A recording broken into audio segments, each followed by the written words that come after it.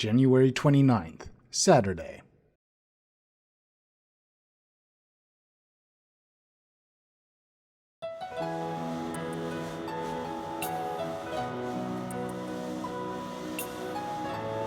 Haruki, come over here. I can't. No matter how much I clean it with the vacuum cleaner or wipe it with a cloth, I've yet to see any improvement. This is the third time I'm cleaning up today, though, so it's only natural that I can't expect things to be cleaner than they already are. Feeling resigned by the futility of it all, I sit before the table where my textbooks and reference books are set out in preparation for the test next Monday. I pick up one of the books and look for the pages with the exercises. Like I said, don't worry about all that stuff. You don't have to do anything.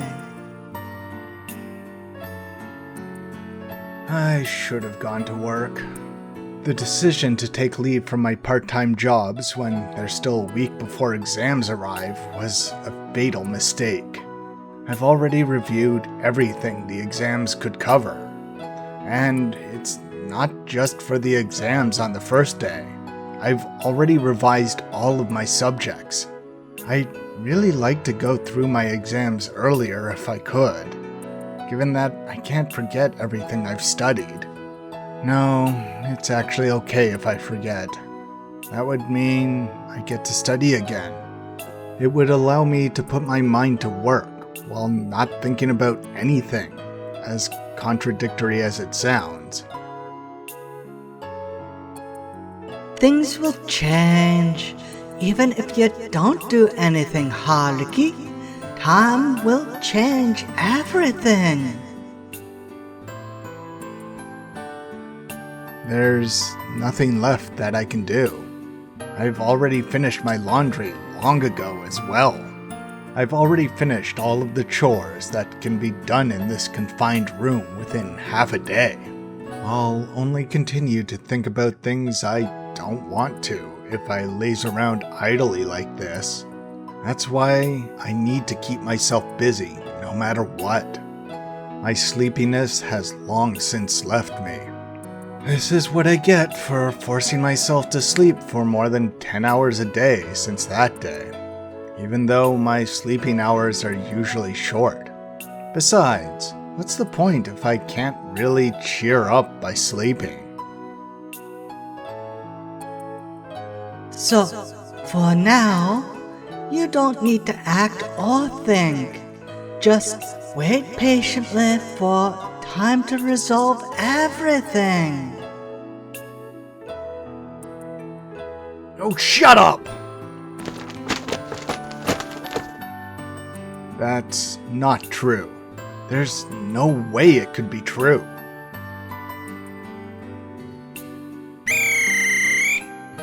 The doors are about to close for line 2.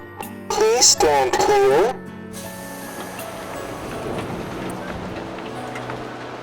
The train left Minami Setsuna at 8:08. In other words, this train in particular departs from Setsuna at 8:10, heading towards Onjuku. It will arrive at Iwazo-cho at 8:15. It seems that the trains are still running on the same schedule. It's the train I boarded together with Kazusa for the first time after practicing for the school festival. As I obsess over emotions that are utterly meaningless to me now, I sit on the bench and gaze at the people heading towards the ticket gate. I pass through the ticket gate aimlessly, simply standing still on the station platform. More than 10 trains have passed by since I've arrived, and more than 100 passengers have walked by me.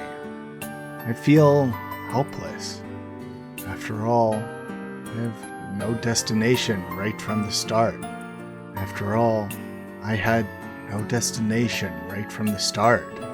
It's just that I couldn't tolerate the presence of the lingering odor of a certain someone back in my apartment. The train has arrived on line 1. Please stand behind the yellow line.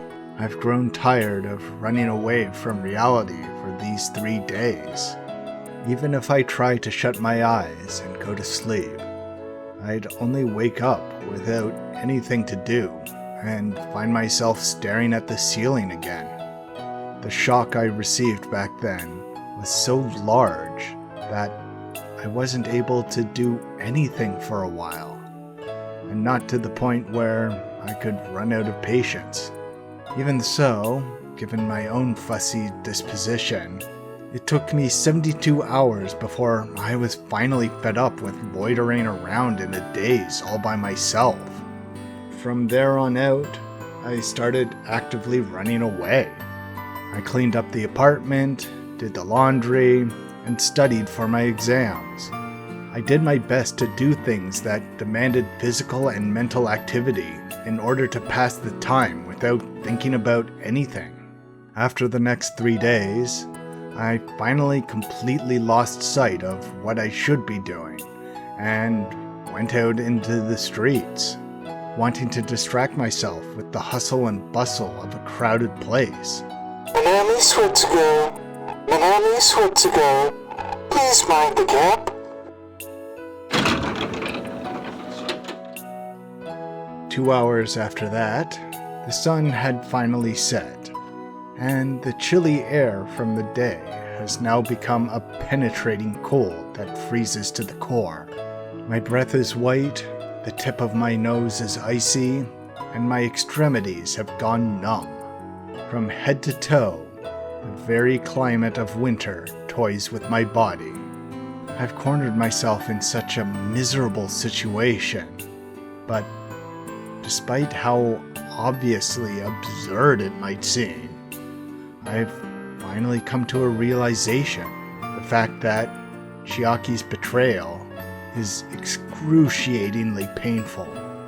It's disheartening to the same degree as when Setsuna and I parted from each other. The doors for line 1 are closing. Please stand clear.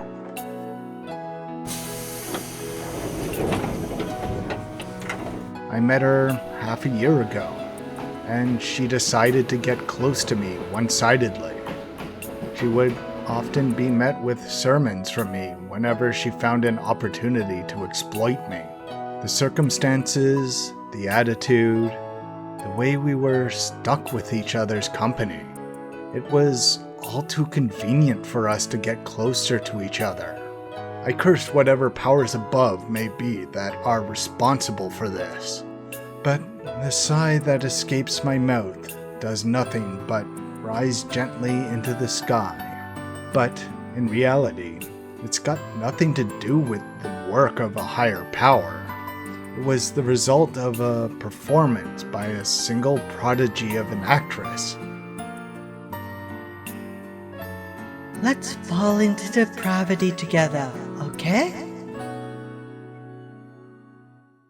Just shut up. I've already been corrupted, much like she suggested, but I won't be able to see her arrive, no matter how long I wait in the deepest depths of hell.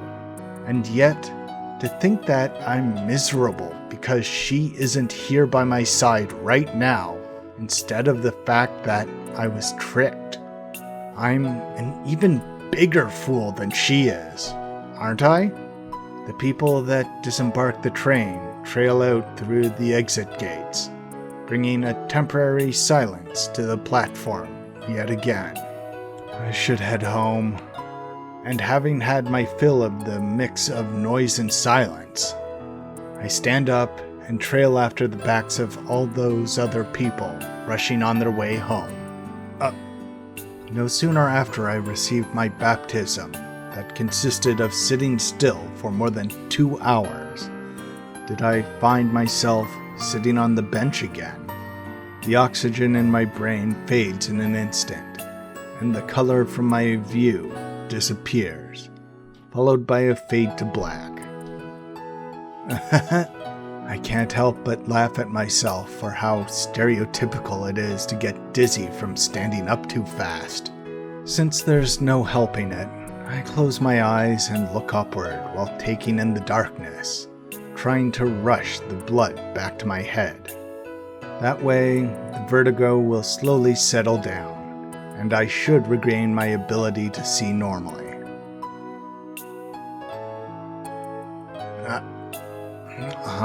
But after a few minutes pass, I realize this isn't a simple case of lack of oxygen in the brain.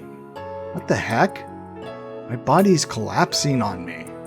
I'm just being done in by the cold. Or it's actually because the balance between my heart and body had already broken down a while ago. Realizing that, I feel the sorrowful laugh I aimed towards myself just now, turning into a smile of reassurance. That's convenient.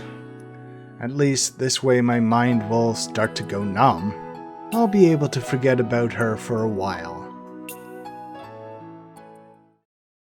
February 1st, Tuesday.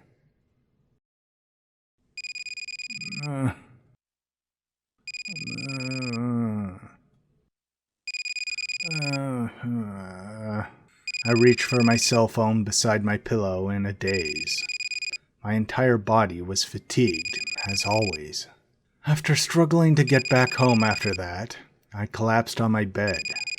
After that, the day seemed to pass into Sunday, somehow, and enough time has passed to the point where it's now already a time where it's almost noon.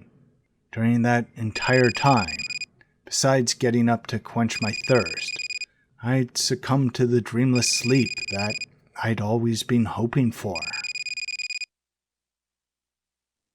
Yeah.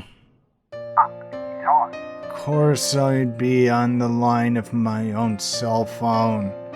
Did you deliberately waste my precious phone battery just to confirm this? I've been ignoring calls for the past 10 days, but my tone comes out in a brazenly off-handed manner. You seem well. Perhaps it's because of this strange feeling of comfort that I haven't had in a while is interrupted. That a slight irritation rises up from the depths of my dazed consciousness. As if I'm feeling well. My head still feels dizzy, and my fever hasn't gone down yet.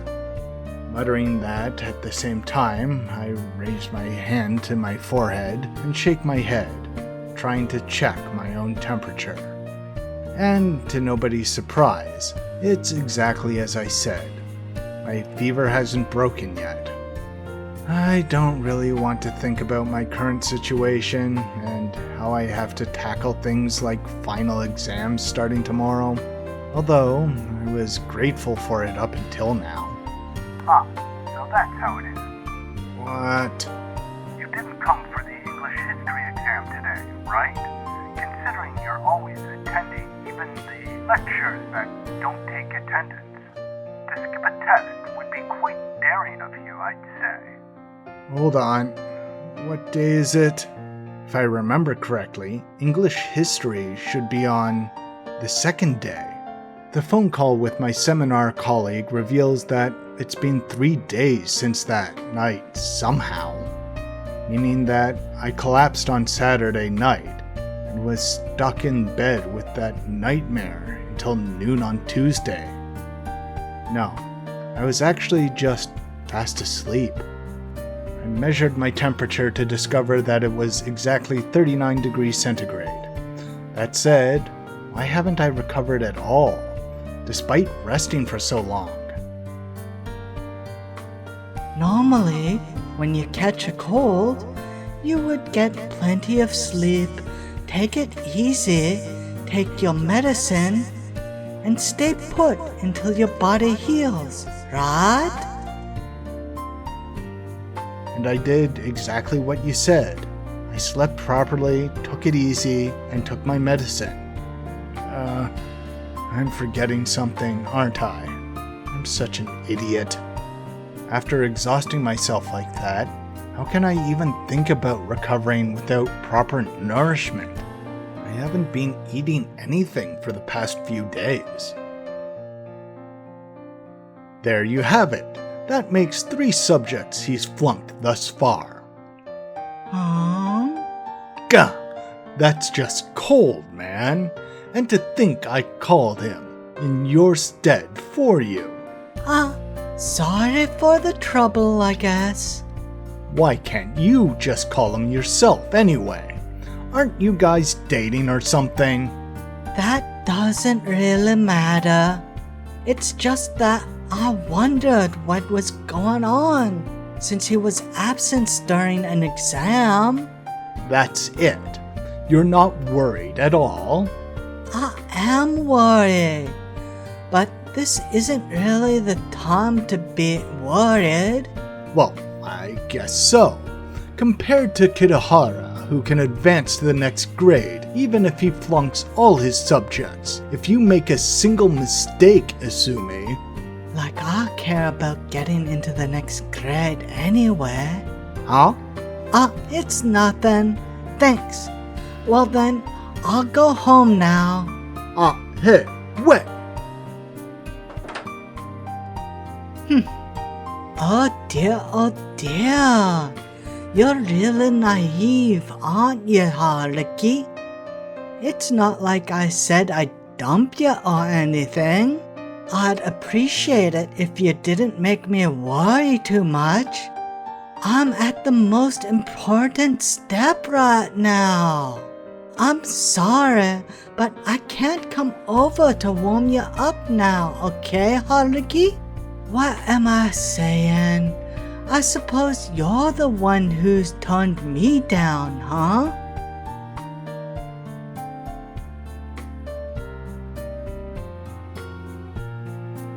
Pasta, retort curry, instant yakisoba, crackers, canned food, mineral waters, and some seasoning.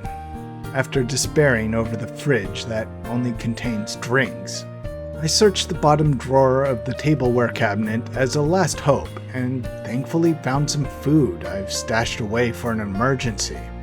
However, I'm currently faced with a food list that only someone healthy would be able to appreciate despite being sick.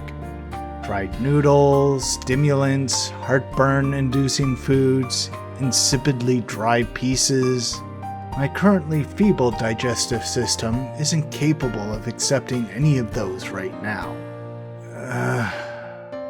The moment I consider the thought of heading to the convenience store, my body languidly collapses as if to refuse the idea, miserably slumping itself onto the floor. In my current state, I'd probably need an ambulance before I'd even reach the apartment building's gate. That's why the amount of energy it would take to cook by myself at home would probably be even more dangerous.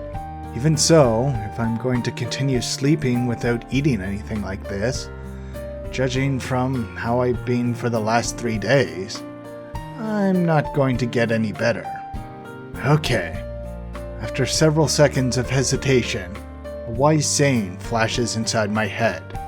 You won't be troubling anyone even if you've fallen sick at your own home. Although it's quite probable that I'm unable to make a rational decision in my feverish state right now, I resolved myself to first figure out a way to get through my hunger with my own strength. And yet the moment I start thinking about what to do next, in the end, I can only repeat my sighs of hopelessness from a few seconds ago. Pasta, retort curry, instant yakisoba, crackers, and canned food. In the end, ingredients that were suitable for cooking weren't available in the first place. If I'm trying to make something that's at least somewhat edible out of all this, it could only be spaghetti or rice mixed with canned food. That's it. At that moment, my head formulated the thought of a dish meant for the sick that's just a little irregular.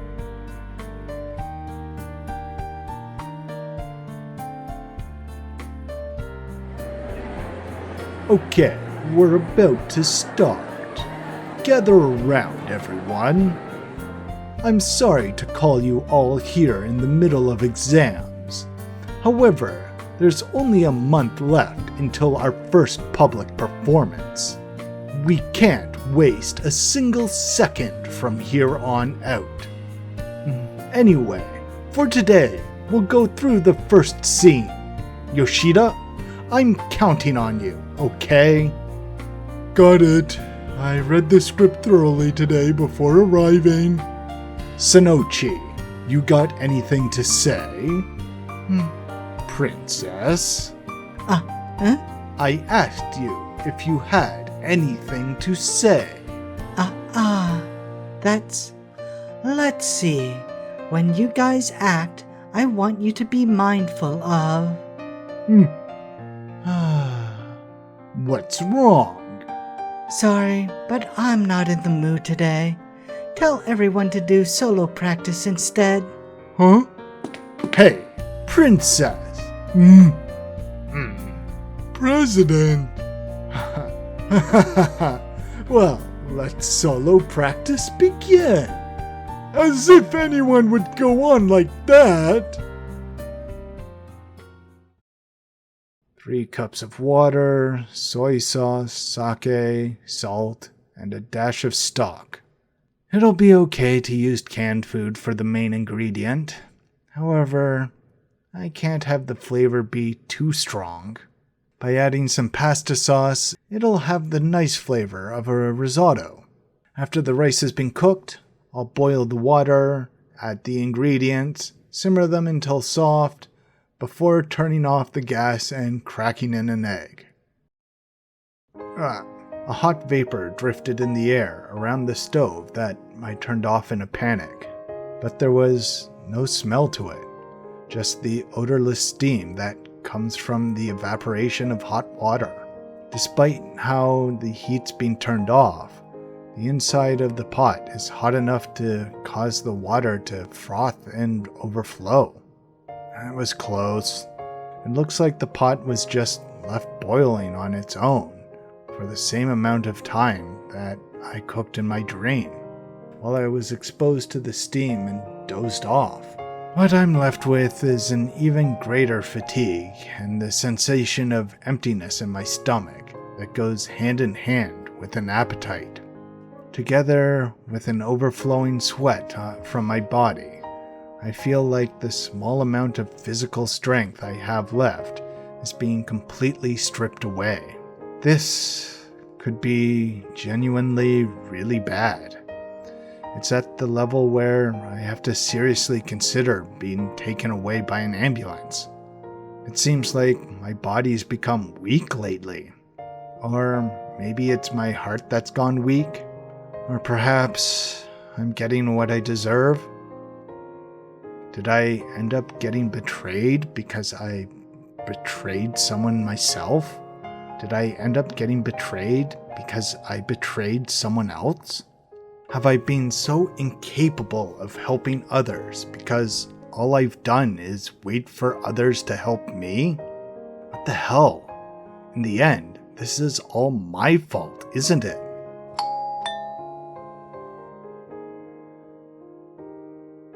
Would you like your bento to be heated up? Please just heat it up a little bit. This is for a sick person, so please be careful with it. 1 kakiage tendon and a katsu curry. That will be a total of 1120 yen, please.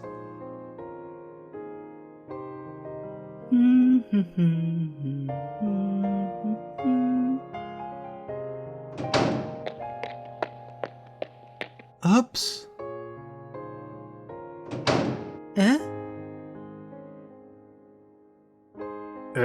I'm sorry for coming so suddenly. I'm unquestionably hallucinating right now. Usually, when the doorbell rings, I'd always check who my guest is through the intercom. I heard that you weren't there for your exam today, Haruki-kun. That's why I called the laboratory. Why? As I thought, I'm unquestionably hallucinating right now. What am I doing, blurting out an answer for a question that hasn't even been asked yet? I'm glad I came here. Setsuna, you shouldn't be doing this. What if you get infected? But right now, the intensity in Setsuna's eyes is definitely not a hallucination. Now that I think about it, Go back to bed right now. I'm having a guest here though. Anyone in their right mind who saw you like this would know that this isn't the right time for formalities like that, Haruki-kun. Setsuna shows a rare expression and tone of anger. Why won't you get some proper rest? Anyway you look at it, you're already struggling to even stand. No, I was laying in bed the whole time. It's just that I had to make something to eat. Sorry. However, I notice a slight hint of Setsuna's teary expression, something which is very characteristic of her. If it's a meal you want, I can make it for you. Porridge will do, right? As I obediently go back to my bed, Setsuna unpacks the ingredients one by one from the shopping bag she's holding in her hand. They don't seem to be portions meant for a person or two, but rather a large variety that can sustain a single person for a week. After placing these items in the fridge and arranging them, Setsuna finally turns her attention to the very messy kitchen that I was in earlier.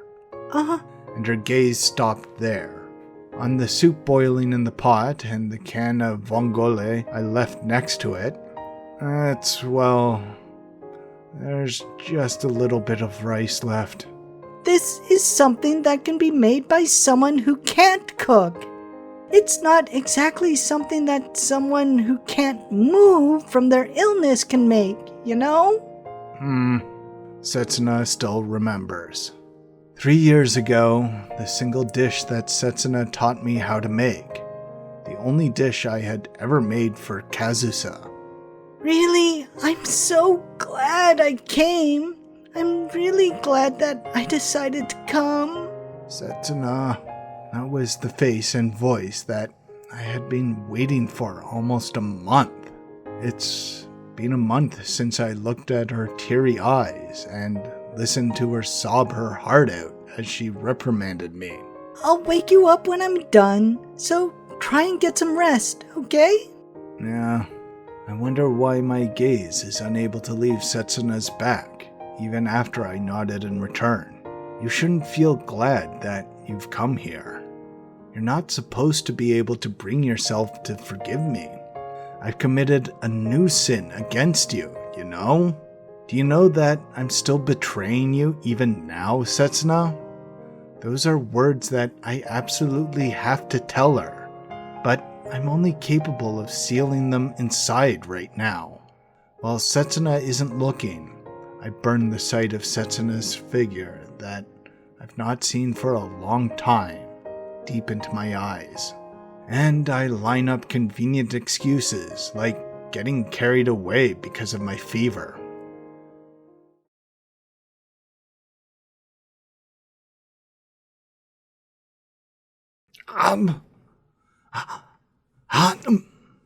Eat slowly, okay? It's still steaming hot after all. What Setsuna had prepared for me was simple. A light porridge mixed with cabbage and other vegetables, like chives. Something that would be easy for me to digest. Come to think of it, is this small bit that I'm tasting in my mouth a clam from the vongole sauce? Can you eat this? Yeah, I've been waiting for solid food for almost a week. But given how this is gently cooked, it slides down my throat smoothly. Eat slowly and as much as you can, okay? Okay? Yeah, my concerns of my stomach's vehement rejections of her food have thankfully been baseless. Contrarily, My stomach's starting to work properly, slowly satisfying my intense hunger. It's okay if there's leftovers. You can keep it in the fridge, and all you have to do is ding it and... Huh? Forget I said that.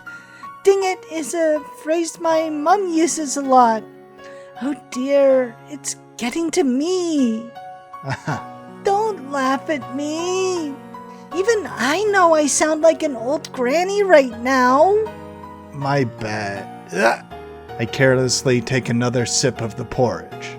The heat in my mouth starts stinging as if to punish me for laughing at her. And yet, the stinging sensation is one that brings back memories. And regardless of how painful the heat in my mouth is, my spoon isn't stopping in delivering portions of the porridge into my mouth. Why didn't you call anyone about this? My bad. Me aside, you could have asked Io or Takia for help. Any of us would have come over and helped you out, you know? Perhaps Setsuna is starting to reprimand me a little because she feels slightly more at ease upon seeing me eating properly. I've been asleep during the day. The few times I've managed to wake up were during the middle of the night. I didn't want to trouble anyone by calling so late. It's not a problem at all. Didn't we used to call each other at 3 a.m. in the middle of the night just fine? That's... Personally, I think it hurts more to hear that the past was more painful and harsh than the present, you know? Personally, I think it hurts more to hear that the past was more painful and harsh than the present, you know? I don't understand your roundabout way of saying that. I see. You finally rebutted me, Haruki-kun. Rest up well tomorrow as well, okay? You're forbidden from going to university or working part-time until you fully recover. If I do that, I can't advance to the next grade like that. Instead, you should head to the hospital to pick up a doctor's note. That way, the teachers will probably considering letting you retake the exams. Is that so? You have high enough attendance rate anyway, Haruki-kun, so that's fine. Or is it that you can't take my word for it? It's not like that. Will it be troublesome to go to the hospital by yourself? Perhaps I should go with you then? It's fine. You have exams too, don't you, Setsuna? I've already safely gone through my exams yesterday. I'd say I also did a decent job on the French test, which I thought would be the most difficult for me. I see. Let's get into the next grade together, okay? And let's graduate together as well, alright? Nah, I can't give a proper reply due to my fever right now. But the heat of the porridge that I'm putting into my mouth right now hurts, causing tears to leak from my eyes. Want seconds? Yeah. I'm immediately appeased by Setsuna's kind sermons that are different from my own, just like how I was satisfied with the porridge she made. Her sermons are entirely kind to the end, and you can feel the warmth permeating from them, unlike the pushy sermons I give. That's why I sealed away my words that were meant to convey that I didn't contact anyone because I didn't want her to know about this. The fact that I'm giving a shock to Setsuna, as well as the fact that I'm making the atmosphere awkward for the both of us, is really agonizing with the way I am now. I've made you enough food for 3 days. Make sure to heat it up before eating, okay? Thank you. You're a lifesaver. Setsuna has been in my apartment for almost an hour now, since then. She quickly cooks the ingredients she brought over, wraps it up, packs it all into Tupperware, and stuffs everything one by one into the refrigerator and the freezer. The ingredients and technique I used weren't out of the ordinary, so I won't make any guarantees about how it'll taste, okay? Really, thank you so much, Setsuna.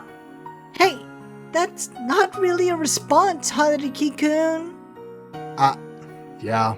Even if I compare this to the cooking I treated Kazusa to 3 years prior, there's definitely been enough improvement in these 3 years that I can grasp it. So the taste is obviously better than it was before, and out of consideration for my feeble health right now, there's no doubt about that it's properly taking balanced nutrition into account. Well then, I'll get going soon. If I stay here any longer, it would tire you out unnecessarily, so... She came over and cooked for me when I couldn't make a meal for myself. On top of that, she went out of her way to make pre-made meals for me. Setsuna has also been incredibly kind to me. So kind, in fact, that she felt it was only natural for her to come and finish her role. And yet, my body's rejecting the imminent state of being alone again.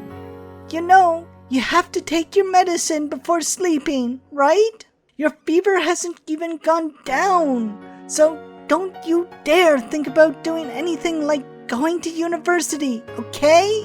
Yeah, okay. Setsuna's back is faced towards me as she puts on her boots. I extend an undeserving hand towards her back in my heart. Maybe, just maybe, if I were to hug Setsuna from behind right now, if I hugged her and cried my heart out right now, would Setsuna gently return my embrace in response? Or would she push me away in annoyance, saying that we're past the point of no return? Bye. Bye. Who am I kidding? It's not like I could ever do something so forcefully selfish to Setsuna, even though I've made a mess out of a certain other someone as much as I pleased. And even though I never even bothered to consider whether she'd hate me for doing it, is it because Setsuna is special to me? Hey, Haruki-kun. Thank you for letting me into your apartment again. And this time, I don't want to do it from behind. I'm compelled to embrace her directly from the front. It wouldn't be a surprise attack. It would be an attempt to ascertain her true feelings head on. I'd ask her why she decided to come here today. I'd ask her to forgive me. I'd ask these as the person who consciously avoided her while harboring pain and sorrow for 3 years. I'd ask these as someone who'd lied to her and ended up hurting her even more just a month ago. I can't see myself fastening a lock meant to keep you out, Setsuna, much less install it. Really? Thank you very much, Haruki-kun. That's not really a response. It is. I'd ask these as someone who betrayed her a month ago, and as someone who's currently receiving my just desserts, because I only thought of seeking help for myself. That's why If Setsuna has truly forgiven me, do I have the right to fully embrace her right now? Forcibly, intensely, overbearingly, with the strength that ensures that we would never be torn apart again, even if she would break into tears as I do it. Do I have the right to do so? Should I do so? Do I want to do so? You know, Setsuna, what I've decided to do to Setsuna is...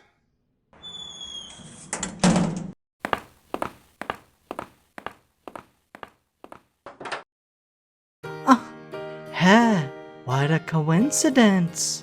Shoko-san, going home after visiting a guy? No need to hide it. You live in a standalone house, don't you, Setsuna? This is an apartment building, though. What are you doing here, Shoko-san? Me? I'm just on the way home after buying dinner. Oh, so you live in this neighborhood? Perhaps. What do you mean, perhaps? Right. Want to have some bento together? I kinda bought too much. Here, you okay with black coffee? Thank you! Was it really that hard to dig in? Gatsu curry is quite heavy, isn't it?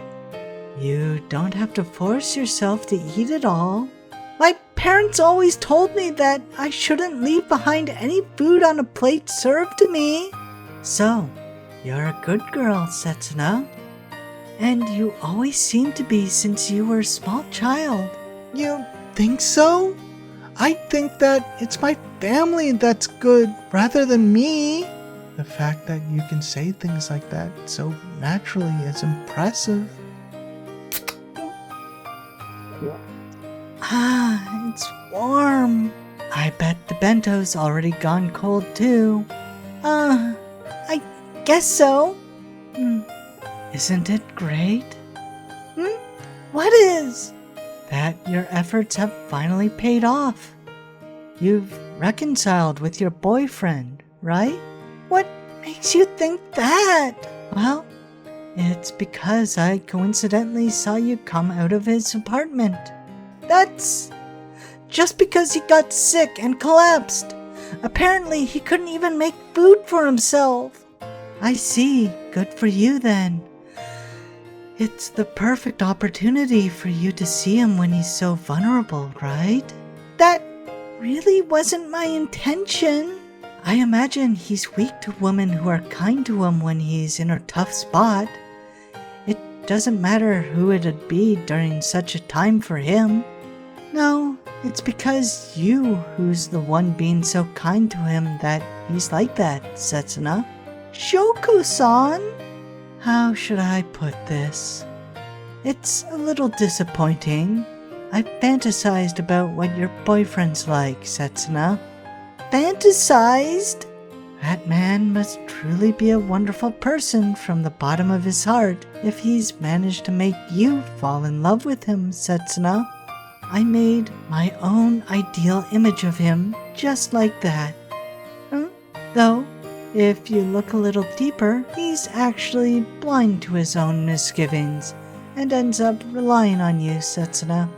From the way you described him, I thought he was someone who's incredibly honest and serious to the point where he keeps driving himself into a corner.